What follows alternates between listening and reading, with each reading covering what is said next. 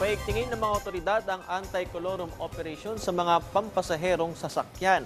Sa visa ito ng Memorandum of Agreement na nilagdaan ng Department of Transportation o DOTR, Department of the Interior and Local Government o DILG, Metropolitan Manila Development Authority o MMDA at Philippine National Police.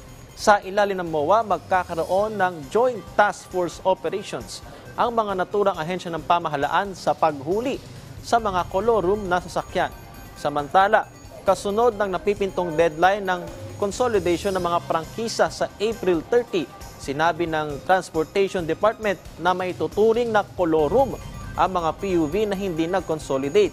Kaya naman kabilang sila sa mga huhuliin ng mga otoridad sa susunod na buwan. Identified naman yung mga routes kung saan may mga transport groups na hindi nag-consolidate. So, probably magkakasa kami ng joint operations pa rin para mahuli yung mga colorum, hindi lamang yung illegally nag-ooperate, pati yung hindi nag-consolidate. Ang LTO, LTFRB, no, and in coordination with MMDA and PNP, no, ready kami na manghuli ng mga colorum. Kung anong sabihin ng Department of Transportation na walang prangkisa, susundin lang namin yun. Ganun lang po kasimple yun. Sana maunawaan ng lahat.